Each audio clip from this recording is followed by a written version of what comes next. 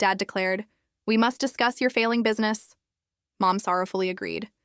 My sister then gasped, fixated on her cell. "Ice, why is your face on Forbes' most powerful women list?" The room plunged into silence. Can you imagine your own family staging an intervention for your failing business? Just days before it's publicly valued at $20 million and you're named one of Forbes' most powerful women in tech? My stomach still drops thinking about that phone call from my dad. Little did they know. The joke was about to be on them, and the truth was going to hit them like a wrecking ball. Before I tell you how my family's well-intentioned intervention backfired spectacularly, let me set the scene. I'm Madison Campbell, 31 years old, founder of Stellar Tech Solutions. And for years, my traditional Boston family, led by my investment banker father, Robert, and my homemaker mother, Catherine, just couldn't grasp what I was building. They valued stability above all else, constantly reminding us, security isn't exciting, but it pays the mortgage. Growing up, I was the odd one out. My older sister, Heather, was their golden child. She followed their script perfectly: Princeton, an economics degree, then a prestigious consulting job. At family gatherings, my parents would beam, introducing Heather the consultant, while I was just Madison, our younger one. It stung every single time. My walls were plastered with academic medals and science fair awards, but somehow it was never quite enough. My entrepreneurial spirit started young. At 8, my lemonade stand wasn't just a summer project. I was calculating profit margins, experimenting with recipes, and expanding to 3 neighborhood locations with friends on commission. By high school, I was selling handmade jewelry online, making enough to fund my own savings. But my mom would just pat my head even when I was 17, saying, "It's cute you have these little projects, but you need to focus on activities that will get you into a good college."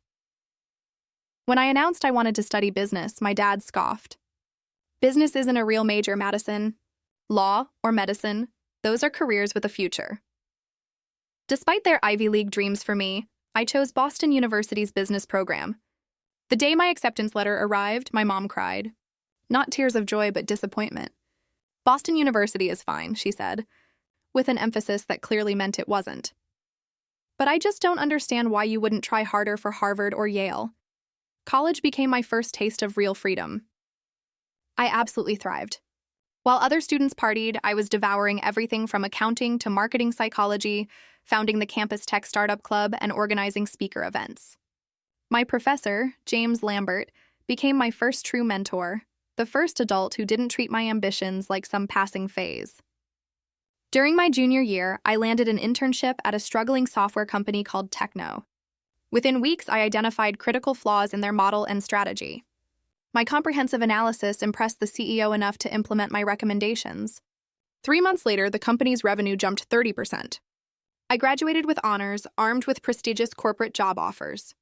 My parents, of course, had already planned my entire future. Highest paying job, corporate ladder, a nice husband, preferably with a law degree, and a comfortable suburban life identical to theirs. The night before graduation, Dad handed me a folder: apartment listings in the right part of Boston, and information about a 401k program at Jensen Financial, where he'd pulled some strings for an interview. "This is your path to success," he said so confidently. "Trust me, I know what I'm talking about." I thanked him politely, my heart sinking. I'd already accepted a position at Innovate, a small but promising firm where I'd be learning the industry from the ground up. When I broke the news over graduation lunch, Dad nearly choked on his salmon. "You're turning down Jensen Financial for a company nobody's heard of for half the salary?" His face flushed red with a mixture of anger and utter incomprehension. "Robert, calm down," Mom said, placing a hand on his arm but shooting me a disappointed look. Madison has always needed to learn things the hard way. Even Heather, ever the diplomat, tried to smooth things over. Maybe this small company will be a good stepping stone. She can always apply to Jensen later. That was my family in a nutshell, utterly unable to conceive that I might have a different definition of success than theirs. At Innovate Tech, I absorbed everything. I volunteered for extra projects, stayed late studying market trends, built relationships. Nights and weekends were spent developing my own business concept, a cybersecurity solution for small to medium businesses that couldn't afford enterprise-level protection, but were increasingly becoming targets for hackers. Every Sunday dinner at my parents' house became an interrogation about when I'd find a real job. When I excitedly shared developments in my business plan, Dad would interrupt with news about Heather's latest promotion or her new boyfriend from a good family. The breaking point came when I overheard Dad on the phone with his friend. Madison, still in her rebellious phase, playing entrepreneur instead of building a career. She'll grow out of it when reality hits. I was 26 with a solid business plan, market research, and determination. To my family, I was still a child chasing an impractical dream. The final rejection of my business plan came from a bank loan officer who barely glanced at my proposal before declining. "Perhaps get a few more years of experience," he suggested condescendingly, "or find a male co-founder with an established track record." That night, I made a promise to myself. I would prove everyone wrong. Not just my family, but every person who had dismissed my ambitions. Success would be my vindication. With $15,000 in savings and a determination fueled by years of dismissal, I quit my job to launch Stellar Tech Solutions. When I told my parents over dinner, Mom dropped her fork with a clatter. "You did what?" Dad's voice was eerily calm, the quiet before the storm. "I started my own company," I repeated, trying to sound confident despite my racing heart. "We're going to provide affordable cybersecurity solutions for small businesses." "We?" Mom latched onto the word. "Who's we?" "Well, right now it's just me, but I'll be hiring soon." Dad laughed. Not his genuine laugh, but the short, dismissive one he reserved for ideas he found absurd. "Madison, be reasonable. You'll be bankrupt within 6 months. No experience, no connections, no capital. I have experience. I've made industry connections, and I have enough capital to get started," I countered. $15,000 isn't capital," he scoffed. "It's barely a down payment on a car." "I don't need your approval," I said finally. "Just your support, or at least your respect for my decision." "Respect is earned," he replied coldly. "And this decision hasn't earned any." I left with Mom calling after me, "We're just worried about you, honey." But worry and dismissal often wore the same expression in my family. My first office was a tiny space in an industrial area on the outskirts of Boston. The rent was cheap because the building had seen better days. The elevator worked sporadically. The bathroom was down the hall, and the walls were so thin I could hear the graphic design company next door arguing about font choices. I worked 18-hour days, fueled by sheer determination and alarming amounts of coffee. My dining table became a desk, my living room a storage area. Sleep became a luxury I couldn't afford as I built my website, developed marketing materials, and refined my service offerings. My first potential client meeting was with Greenfield Accounting, a local firm with 20 employees. I spent days preparing my presentation, practicing my pitch until I could recite it in my sleep. I arrived early, dressed in my only business suit, confident. Within 10 minutes, the owner stopped me mid-sentence. "This all sounds very technical, but how many clients do you currently have?" "As a new company, I'm in the process of building my client base," I answered carefully. "So none," he stated flatly. "Call me when you have a track record." I cried in my car afterward, not from sadness, but from pure, seething frustration. The classic catch-22. Can't get clients without experience, can't get experience without clients. That night, I rethought my entire approach. If established businesses wanted proof, I needed to find clients who couldn't afford to be so selective. I pivoted, targeting startups and very small businesses, companies with as much to prove as I had. I offered free security assessments, showing them vulnerabilities they didn't even know existed. This approach worked. My first paying client was Bloombox, a flower delivery startup with 5 employees and a website full of security holes that could have exposed customer credit card information. While they couldn't afford much, having one client led to referrals. Soon I was serving 5 small businesses, earning just enough to keep the lights on at my office, but not enough for a salary. For 3 months, I lived on ramen noodles and the cheapest groceries I could find, putting every penny back into the business. The breakthrough came unexpectedly through networking. At a local tech meetup I almost skipped because I couldn't afford the $15 entrance fee, I met Douglas Chin, the CTO of Midstate Healthcare, a regional medical provider with 30 locations. Their current security provider was charging a fortune for outdated protection. After 2 meetings and a detailed proposal, I landed my first major client, a 1-year contract worth enough to hire my first employee. Amy Wilson became my first team member, a brilliant security analyst who had been overlooked at her previous job because she didn't have a computer science degree. She believed in my vision when I could barely afford to pay her. Together, in our tiny office, we developed a more comprehensive security package that became our signature offering. Just as things were looking up, disaster struck. A competitor with deeper pockets and industry connections swooped in and stole mid-state healthcare, offering them a slightly lower rate than ours. Suddenly, our biggest client was gone, and we had 2 weeks of operating capital left. Maybe this is a sign, Mom suggested when I made the mistake of confiding in her. You gave it a good shot.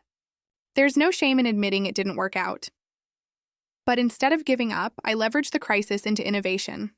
Amy and I worked around the clock to develop a proprietary security monitoring system that could detect and neutralize threats more efficiently than anything on the market for small businesses. It was our Hail Mary pass, and it connected. When a widespread ransomware attack hit several local businesses but left our remaining clients unaffected, word spread quickly.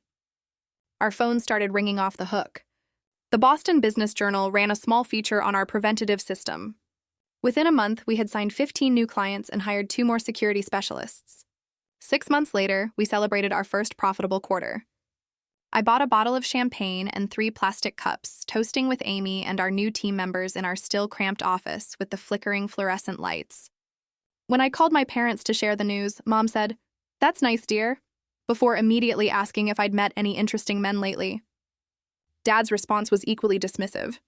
First quarters can be misleading. Let's see if you can sustain it. My sister Heather was slightly more supportive, sending a brief congratulatory text, though it was followed by an invitation to meet her new boyfriend, an investment banker Dad had introduced her to. At a family dinner shortly after, Dad tried to introduce me to Julian Parker, the son of his golf buddy, who worked in real estate development. "Madison's playing at running a tech company," Dad explained to Julian while I sat there utterly humiliated. "It's not playing when you're profitable," I corrected him, maintaining my composure despite the anger bubbling inside. Julian looked uncomfortable. "What kind of tech?" Before I could answer, Dad interrupted.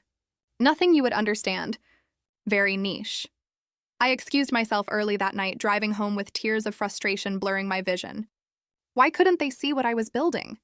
Why wasn't my success on my own terms enough? The turning point in my early business journey came when I met Janet Torres, a veteran tech executive who had built and sold 2 successful security companies. She spoke at a conference where I was the youngest attendee by at least a decade. Afterward, I worked up the courage to introduce myself. "Your question during the panel was the most insightful one asked," she said, surprising me. "Tell me about your company." For the first time, someone with industry clout listened, really listened, to my vision. Janet became my mentor, opening doors I didn't know existed and providing guidance when I felt lost. When Stellar Tech won its first industry award for innovation, Janet attended the ceremony with me. My parents were invited but declined, citing a neighborhood barbecue they couldn't miss. Heather sent a text. "Congrats on your award thing."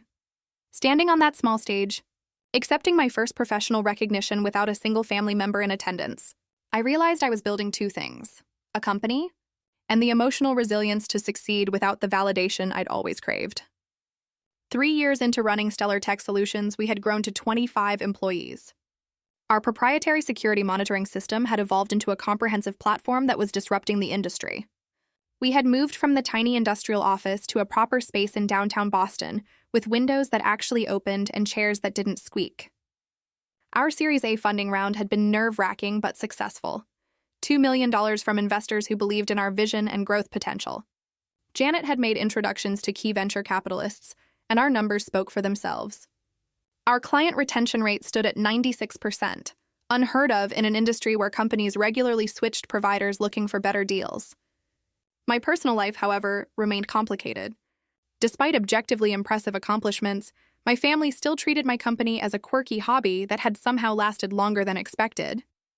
At my cousin Sarah's wedding, I overheard Mom telling Aunt Linda, "Madison is still doing that computer thing.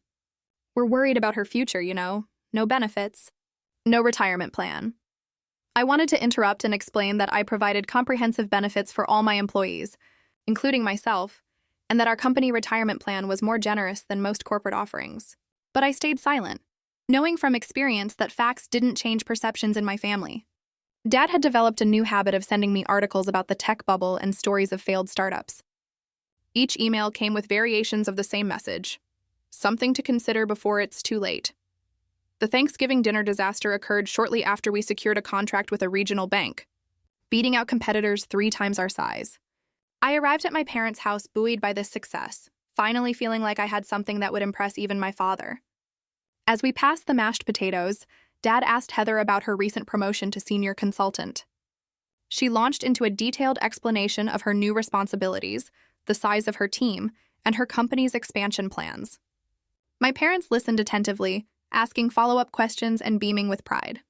When there was finally a lull, I mentioned our new banking client. A local bank? Dad clarified, his tone suggesting he was unimpressed. Regional, I corrected. They have 63 branches across 3 states. He nodded. Small but respectable.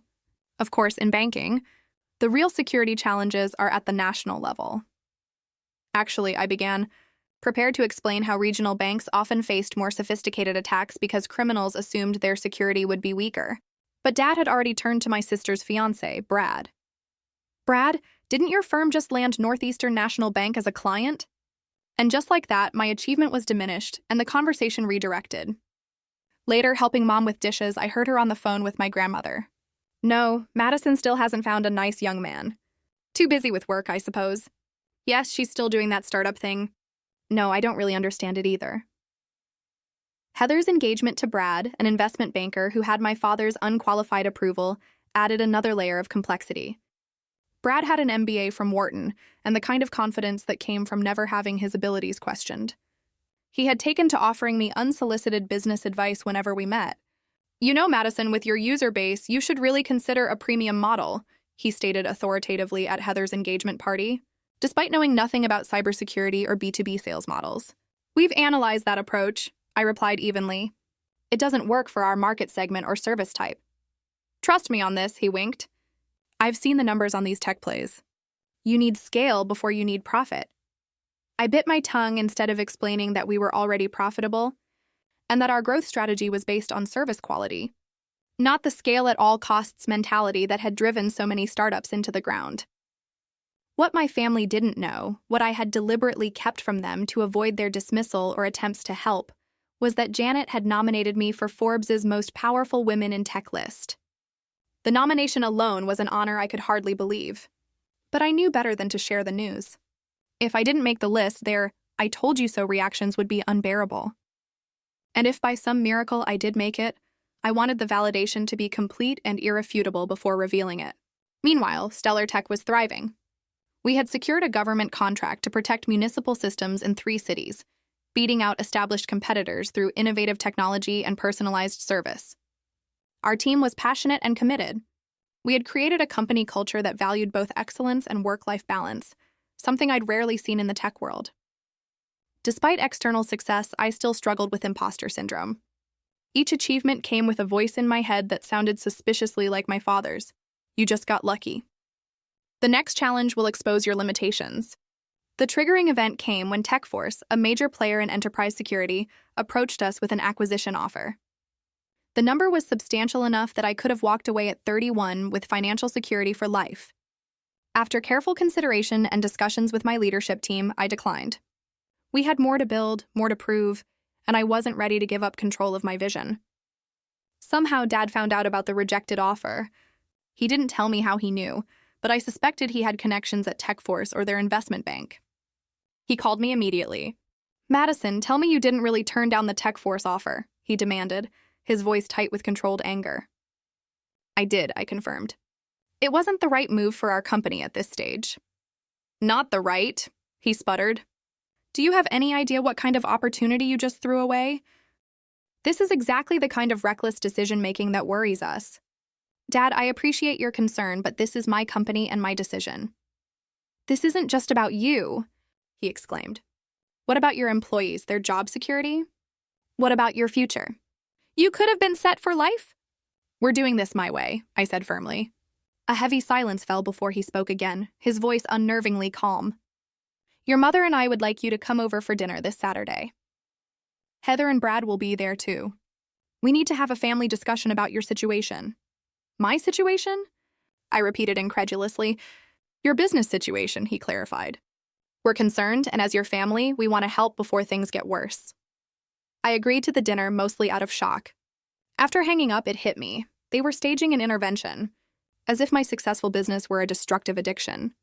The week leading up to Saturday's dinner was tense. I received multiple texts from Mom asking if I had reconsidered the Tech Force opportunity and whether I was open to Brad's insights about business strategy. Heather called to tell me cryptically, "Just hear them out, okay?" They mean well. What none of them knew was that our company had just been valued at $20 million during confidential discussions with new investors. What none of them knew was that the Forbes list would be announced the following week. What none of them knew was that I had stopped needing their approval long ago. I just hadn't stopped wanting it. Saturday evening arrived with an unseasonable chill. As I drove to my parents' suburban home, the same house where I'd grown up, I felt a sense of dread mingled with defiance. The perfectly manicured lawn and symmetrical shrubs reflected my parents' love of order and conformity, qualities my life had deliberately lacked. I parked behind Heather's BMW and my father's Mercedes, my modest Subaru looking out of place, even in the driveway. Taking a deep breath, I reminded myself that I was no longer the insecure young woman desperate for validation. I was the founder and CEO of a successful tech company, regardless of whether my family recognized it. Mom opened the door before I could knock, her anxious smile failing to mask the concern in her eyes. She wore her formal cardigan, the cashmere one reserved for important occasions. Another sign that this evening was no ordinary family dinner. "Madison, you're here," she said, hugging me briefly. "Everyone's in the living room." I followed her through the familiar hallway lined with family photos. I noticed that my college graduation picture had been replaced with a wedding photo of Heather and Brad. The symbolism wasn't subtle. The living room had been rearranged since my last visit. The furniture formed a semicircle around the coffee table, reminiscent of how I imagined addiction interventions from TV shows. Dad sat in his leather armchair, a folder of papers on his lap. Heather and Brad occupied the love seat, both dressed as if for a business meeting. An empty spot on the sofa clearly awaited me. "Madison," Dad nodded, not rising to greet me. "Glad you could make it." "Wouldn't miss it," I replied, unable to keep the edge from my voice as I took my designated seat. Mom offered drinks, which everyone declined. The atmosphere was suffocating with unspoken tension. Dad cleared his throat, a sound that had signaled the beginning of serious discussions throughout my childhood. "We've asked you here today because we're concerned about the direction of your enterprise." "My company," I corrected. "Stellar Tech Solutions." "Yes, your company," he conceded, the words sounding foreign on his lips. "The fact that you turned down a legitimate acquisition offer demonstrates concerning judgment." He opened the folder and pulled out what appeared to be a printed PowerPoint presentation. My father, ever the investment banker, had created slides for my intervention. "I've prepared some materials that outline the reality of tech startup failures," he continued, handing copies to everyone. 70% fail within 10 years. 90% of cybersecurity startups specifically fail to gain significant market share. I glanced at the document, noting that his statistics were outdated and taken out of context. Before I could point this out, he continued, "Madison, we've supported your experiment for 4 years now, but refusing a legitimate exit opportunity isn't just unwise, it's reckless." "Supported?" I echoed, incredulous. "In what way have you supported my company?" Mom interjected, her voice gentle but patronizing. "Emotionally, dear. We worried about you but respected your need to try this out." "Try this out?" I repeated flatly. "Mom, I'm not at summer camp. I've built a multi-million-dollar company." Brad cleared his throat. "Madison, speaking as someone who analyzes tech investments professionally, the market indicators suggest a correction is coming. Cybersecurity is particularly vulnerable to consolidation." I turned to him, and speaking as someone who actually runs a cybersecurity company, our market position is stronger than ever. "Madison," Dad's voice hardened, "I've taken the liberty of speaking with Thomas Jenkins at Fuller Investments." He paused, letting the name of his college roommate and prominent venture capitalist hang in the air. "He's willing to look at your books and give an objective assessment of your company's viability." The realization that my father had been discussing my business behind my back made my blood run cold. "You did what?" "It's a favor," he insisted. "Tom specializes in distressed tech assets." "We are not distressed," I stated through gritted teeth. "Honey," Mom leaned forward, placing her hand on mine, "we're just worried about your future. If this doesn't work out, and statistically it might not, you'll have a gap in your resume." "Have you considered what comes next?" What comes next is continued growth, I replied, pulling my hand away. There's no shame in accepting help, Mom continued. If you need to regroup, your old room is always available. The suggestion that I might move back home at 31 after building a successful company was so absurd, I almost laughed. Heather had remained suspiciously quiet, absorbed in her phone rather than participating in the ambush. Suddenly, she gasped loudly, her eyes widening as she stared at her screen. What is it? Mom asked, startled by the interruption. Heather looked up, her expression a mixture of shock and confusion. Why is your face on Forbes' most powerful women in tech list? She asked, turning her phone to show a notification from the Forbes app. The room fell silent. Dad's mouth opened and closed without producing sound. Mom froze mid-gesture. Brad lunged across to look at Heather's phone. Let me see that, Dad finally managed, taking the phone from Heather. He read aloud, his voice increasingly strained. Madison Campbell, founder and CEO of Stellar Tech, has revolutionized cybersecurity access for small and medium businesses. At 31, she's the youngest entrant on this year's list, with her company recently valued at $20 million. He trailed off, looking up at me with an expression I'd never seen before, something between shock and bewilderment. $20 million? Mom whispered. Your company is worth $20 million as of last month's valuation. Yes, I confirmed, maintaining my composure despite the emotional turmoil inside. Brad had pulled out his own phone and was frantically Googling my company. There's a whole profile, he reported, scrolling rapidly. Client testimonials, industry analysis. How did we not know about this? You never asked, I said simply. You were too busy planning my intervention to consider that I might actually be succeeding. Dad was still holding Heather's phone, staring at my photograph on the Forbes list as if trying to reconcile it with the daughter he thought he knew. The photo shoot was last month, I added. They swore me to secrecy until the official announcement. But the Tech Force offer, Dad stammered. If you're doing this well, why would you turn it down? Because I'm building something valuable on my own terms, I explained. Something I believe in. The same reason I've made every decision you've questioned since I started this company. The painful silence that followed was broken by Mom's small voice. We were just trying to help. I looked at my family, my accomplished, well-meaning, completely misguided family, and felt a strange mixture of vindication, hurt, and pity. I know you think you were, I said finally, standing up and gathering my purse. But real help starts with respect. And none of you have respected me enough to believe I might succeed without your intervention. I walked to the door, then turned back. The Forbes issue comes out next Tuesday. I'd be happy to sign a copy for each of you. With that parting comment, petty perhaps, but deeply satisfying, I walked out of my childhood home, leaving my family in stunned silence with their now useless intervention materials scattered across the coffee table. The drive back to my apartment was a blur of streetlights and conflicting emotions.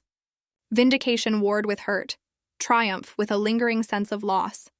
I had finally received the validation I'd craved for years, not just from Forbes, but reflected in my family's shocked faces. Yet the victory felt hollow. Why had it taken external recognition for them to take me seriously? Once home, I kicked off my heels and collapsed onto my sofa, letting tears flow freely for the first time in months. They weren't tears of sadness exactly, more a release of years of pent-up frustration and the complicated relief of finally being seen. My phone buzzed repeatedly with notifications. I ignored most of them, but saw Heather's name appear multiple times. Finally, around midnight, I answered her call. Madison, she began, her voice uncharacteristically hesitant. I don't even know what to say. Congratulations would be a start, I replied, not making it easy for her. Congratulations, she said immediately. But also I'm sorry. We've been horrible. Not horrible, I softened slightly. Just dismissive, which is horrible when it's your life's work. She acknowledged. I knew you were doing well, but I had no idea. Forbes, Madison, Forbes. I didn't tell anyone except my executive team, I explained. I was nominated months ago, but never expected to actually make the list. Why didn't you at least tell me? I hesitated before answering honestly. Because I was tired of having my achievements minimized. If I didn't make the list, I didn't want to hear, well, it was a long shot anyway. And if I did make it, she finished for me, you wanted to see our faces. Something like that, I admitted. Can we meet for coffee tomorrow? Heather asked. I want to hear about your company. The real story, not Dad's interpretation. I agreed, feeling a small bridge forming where there had previously been a chasm. For the next 2 weeks, I deliberately ignored my parents' attempts to contact me. Dad left voicemails that evolved from defensive, "We were just trying to help," to somewhat conciliatory, "Perhaps we misunderstood the situation." Mom sent texts ranging from guilt-inducing, "Your father hasn't been sleeping," to awkwardly proud, "I told Mrs. Peterson from church about your Forbes thing." I needed space to process my feelings without their input. Meanwhile, the Forbes recognition transformed my professional life. The morning after the official announcement, I arrived at our office to find it filled with flowers from clients, partners, and even competitors.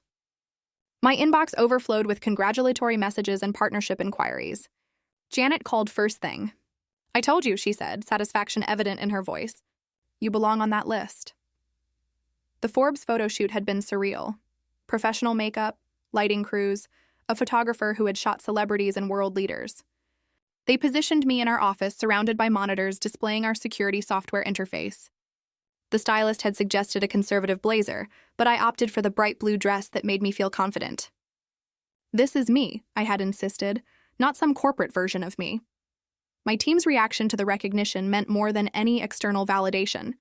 We closed the office early for a champagne celebration, and I made sure to acknowledge that the achievement belonged to all of us. Amy, my first employee, who had taken a chance on an unproven company, gave a tearful toast that left us all emotional. "To the woman who saw potential where others saw risk," she said, raising her glass, "and who taught us all to believe in our own capabilities."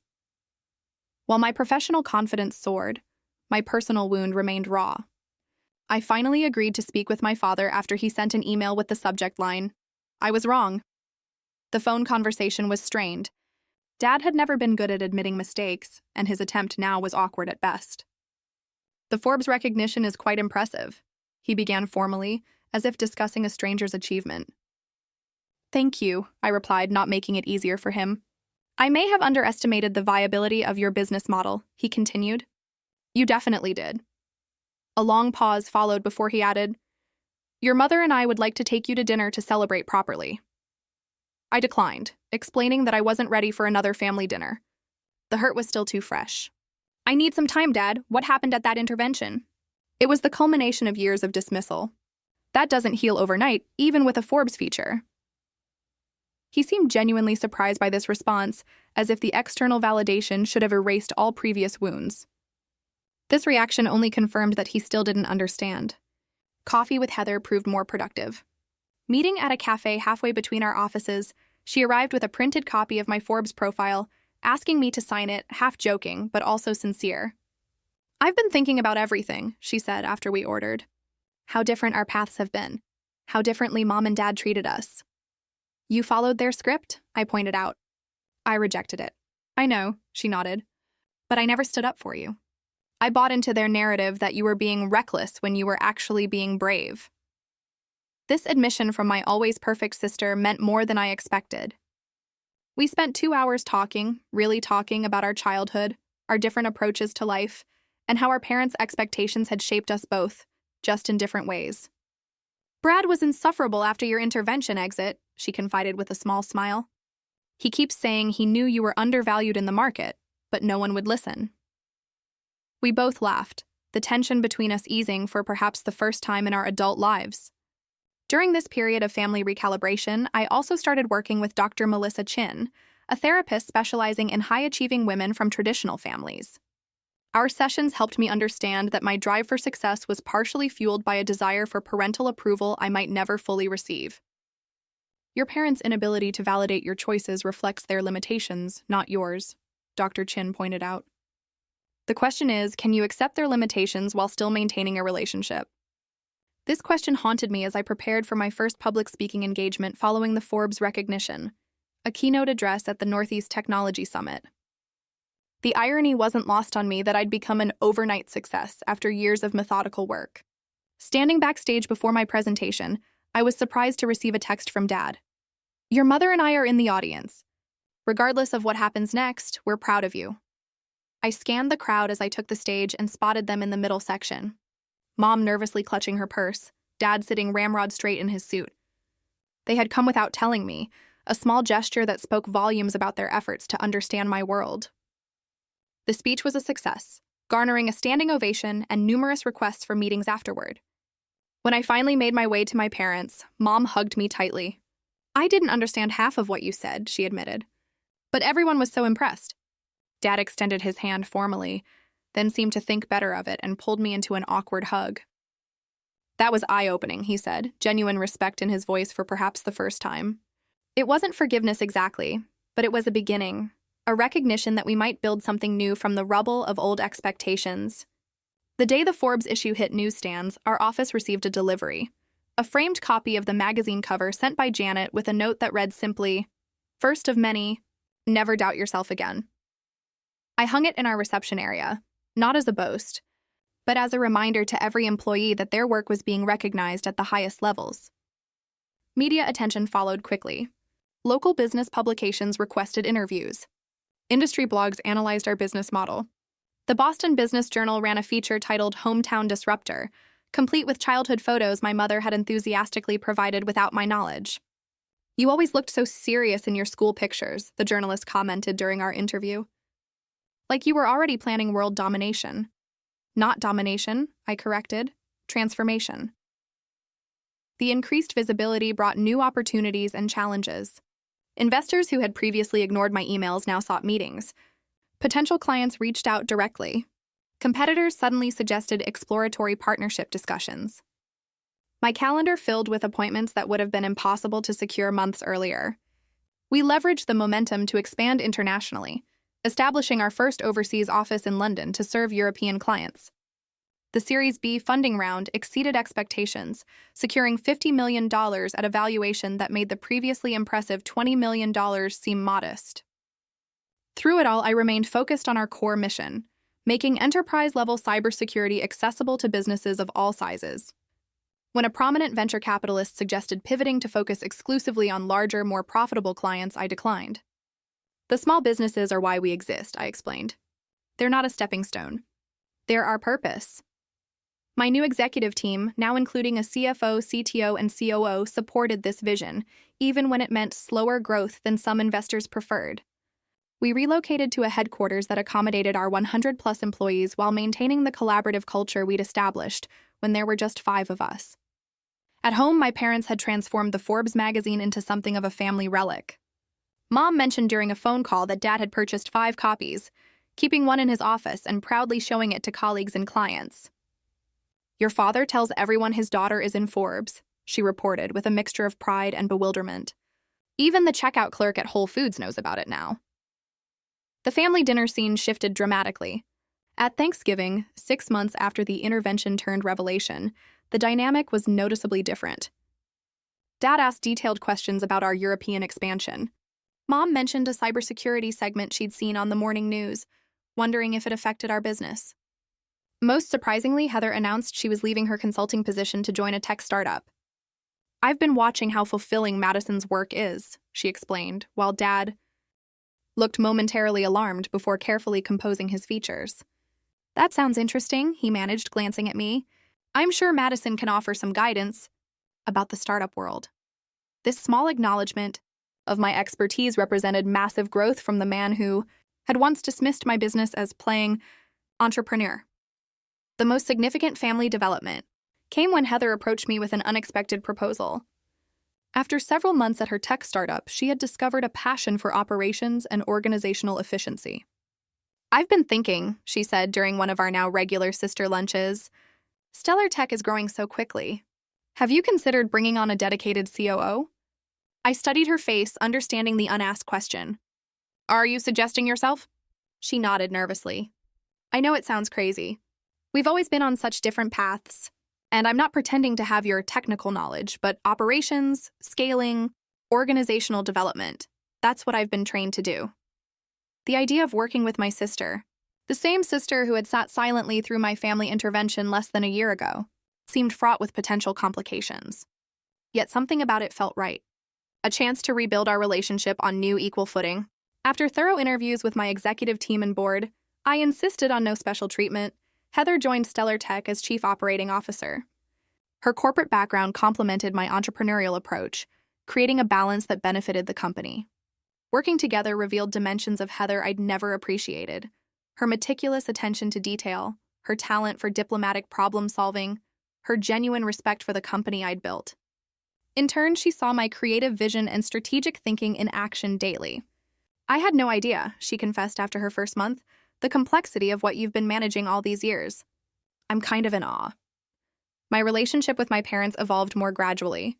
Mom began sending articles about successful women entrepreneurs with notes like, "Reminded me of you," or "Thought this might interest you." Small gestures, but meaningful ones. Dad's transformation was more surprising. At a family dinner celebrating Heather's new position, he asked about our approach to international regulatory compliance, a legitimate business question rather than a disguised criticism. After dinner, he invited me into his home office, where I noticed the Forbes issue prominently displayed beside family photos. "I want to show you something," he said, unlocking a drawer and removing a faded folder. Inside was a business plan dated 1983, 3 years before I was born. "You tried to start a business?" I asked, stunned as I scanned the document outlining a financial services company catering to middle-income families. "Investment banking was my backup plan," he admitted. "This was my dream." "What happened?" His expression tightened. "I secured initial funding, left my job, signed an office lease. 3 months in, my partners pulled out unexpectedly. The bank called our loan. I lost everything, including our down payment for a house." "I had no idea," I said softly. "Your mother was pregnant with Heather. I needed security, stability. I took the first solid job offer and never looked back." He paused, his voice dropping, or at least I tried not to. The revelation transformed my understanding of my father. His opposition to my entrepreneurial path wasn't just stubbornness. It was fear, born from his own painful experience. "When you started your company," he continued, "all I could see was history repeating itself. I was trying to protect you from what I went through. By discouraging me at every turn, I couldn't keep the edge from my voice. By pushing you toward what I knew was safe," he corrected. "I was wrong, Madison. Your courage to persist despite everyone's doubts, including mine. That's something I couldn't do." The conversation didn't instantly heal decades of misunderstanding, but it provided context I'd never had before. My father's skepticism came not from lack of faith in me specifically, but from his own unresolved pain. This new understanding allowed me to view my family's behavior through a more compassionate lens. Their fear for me had been expressed as dismissal, but its root was concern, however misguided. The real test came when I was invited to deliver a keynote address at the National Cybersecurity Conference, the most prestigious speaking engagement of my career. I hesitantly invited my parents, expecting them to decline. "We'll be there," Dad responded immediately. "Send the details." Standing at the podium before thousands of industry leaders, I spotted my parents in the 10th row. Dad listened intently, nodding occasionally. Mom beamed with undisguised pride. They gave a standing ovation before anyone else in their section. Afterward, surrounded by attendees wanting to connect, I saw Dad waiting patiently at the edge of the crowd. When I finally reached him, he shook my hand formally. "That was extraordinary," he said, emotion making his voice unsteady. "I have never been prouder to be your father." The words I had waited a lifetime to hear.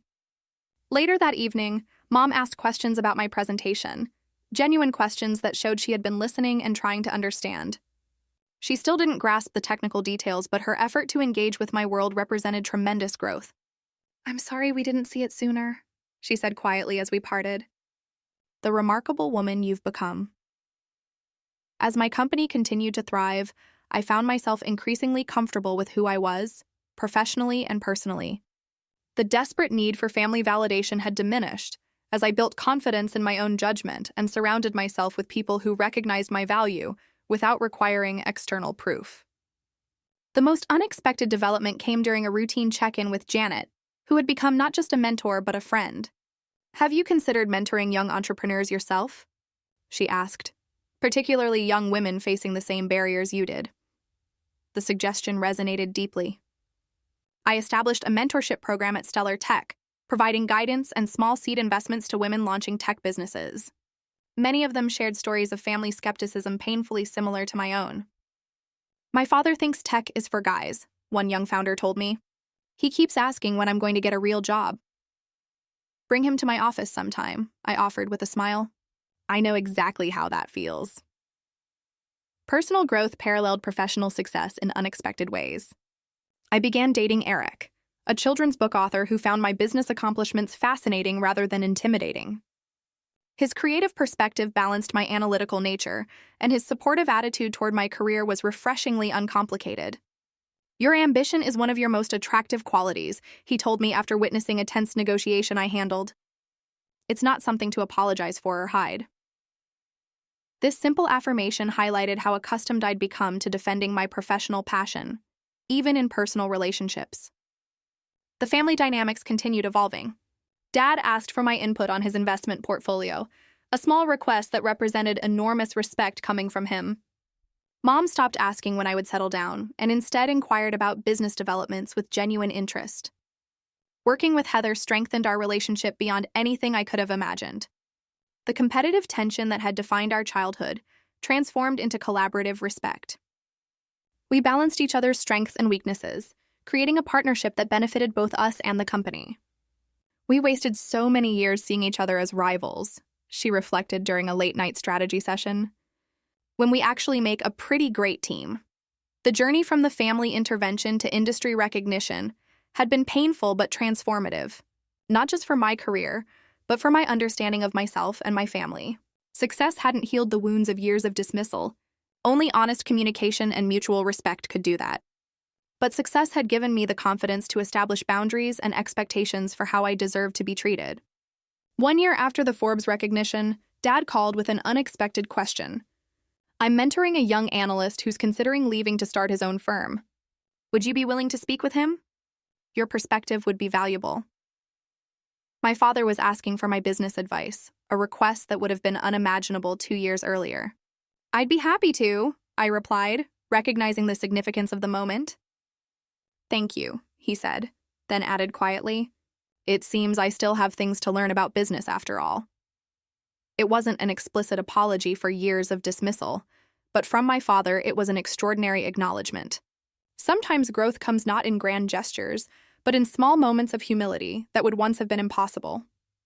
A little over a year after my family's intervention turned revelation, Stellar Tech Solutions celebrated its 5th anniversary. We hosted a gala event in our expanded headquarters, bringing together employees, clients, investors, and partners who had supported our journey. Standing at the podium addressing the gathered crowd, I reflected on the distance traveled, not just as a company, but personally. 5 years earlier, I had been working alone in a tiny office, eating ramen to make payroll, while my family waited for my inevitable failure. Now, I led a company valued at over $100 million with international operations and a team of exceptional professionals who believed in our mission. Janet, my first true mentor, introduced me at the event with words that brought tears to my eyes. "Some leaders are born from privilege and opportunity. Others forge themselves through fire.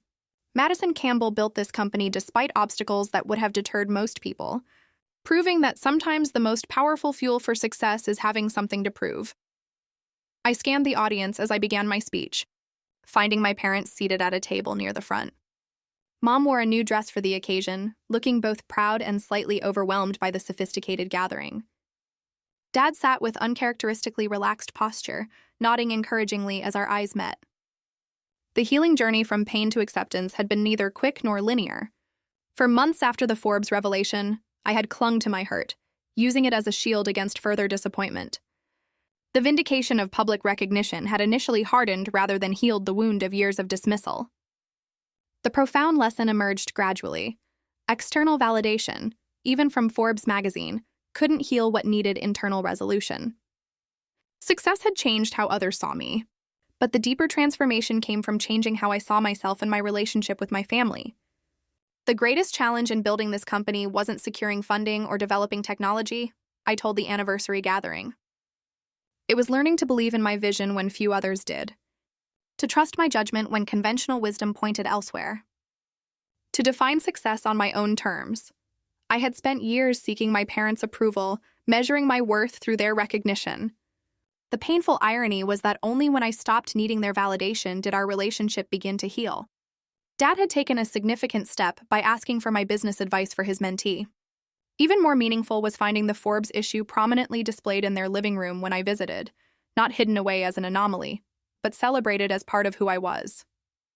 "Madison," Mom had said during that visit, Jennifer from my book club asked if you might speak to her daughter who's interested in computer science. I told her, you're very busy.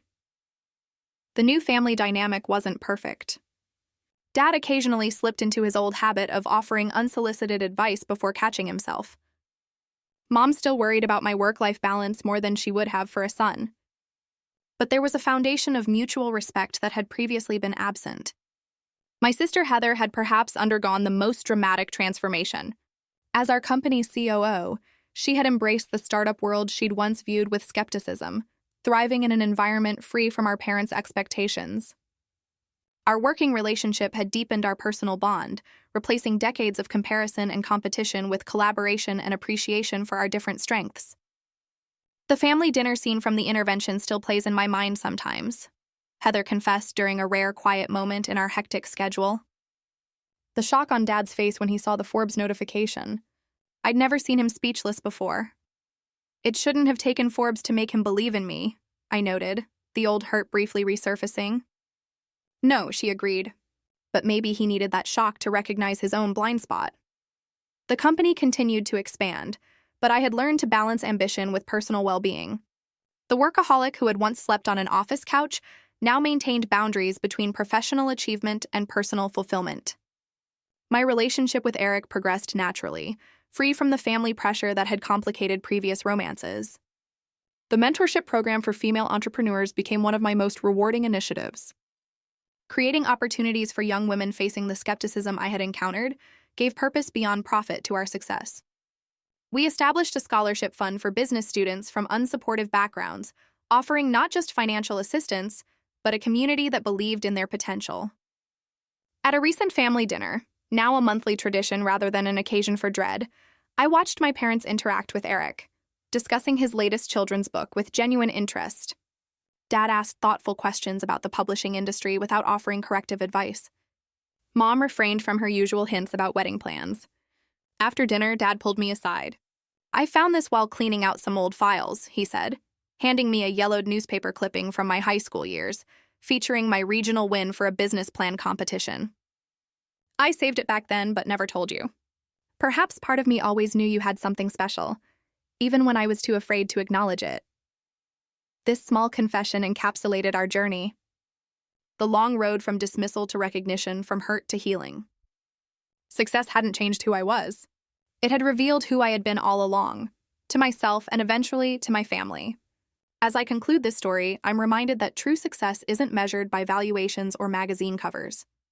It's found in the freedom to define your own path, to release the need for external validation, and to forge relationships based on authentic acceptance rather than conditional approval. So tell me, have you ever had your achievements dismissed by those who support you most wanted? Did external recognition finally change their perspective, or did you learn to find validation within yourself? Share your experiences in the comments below. And if this story resonated with you, please like, subscribe, and share it with someone who might need to hear that their vision deserves to be pursued, even when others don't yet see it. Thank you for joining me on this journey, and remember, sometimes the people who don't initially believe in your dreams are the ones most surprised by your success.